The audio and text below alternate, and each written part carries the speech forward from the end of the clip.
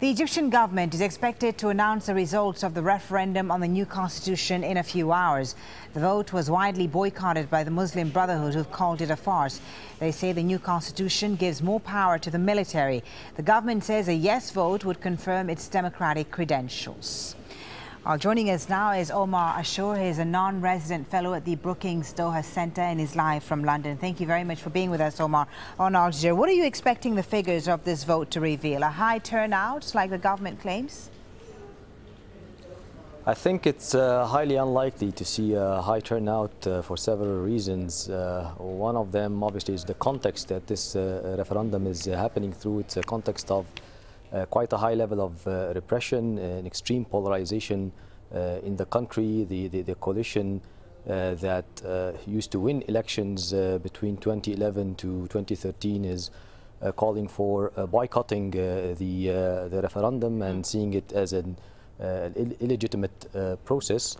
And on the other hand, you have mobilization to somehow ascertain or build a new legitimacy by the new regime that is ruling Egypt. So in this level of repression, violence, polarization, also the questioning of so what, we voted, people voted before 5 times, and you know, on July 3rd, all these election results were annulled. The level of hope, I think, in Egypt is quite low at the moment. The expectations of a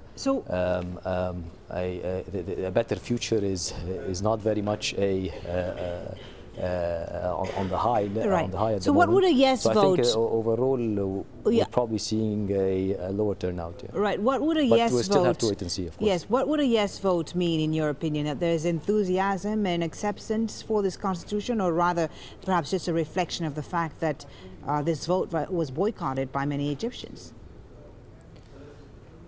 No, a yes vote will mean that you know, a significant portion of the population is boycotting. The portion that or the segments that supported the July 3rd coup is probably going to go down and say yes.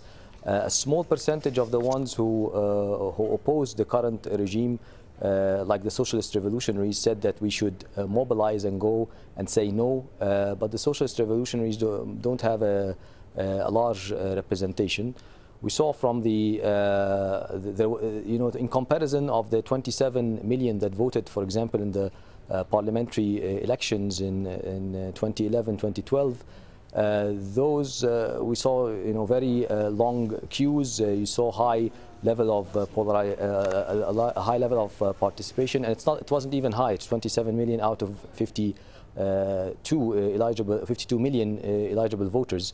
But despite that, the process itself took 3 rounds, 8 days. It was very noticeable, you know, how much participation is there.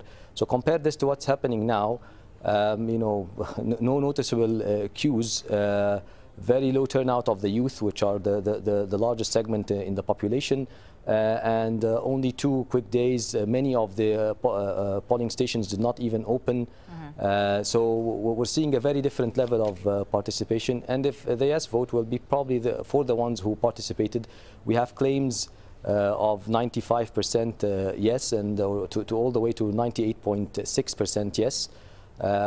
Which would be, it's a part of the society supports definitely this, but how large is this part and how representative is this sample is, there's a lot of doubts about it being a representative of the Egyptian society at large. Omar, thank you very much. We're going to leave it there. Omar Ashour joining us there live from London. Thanks, sir.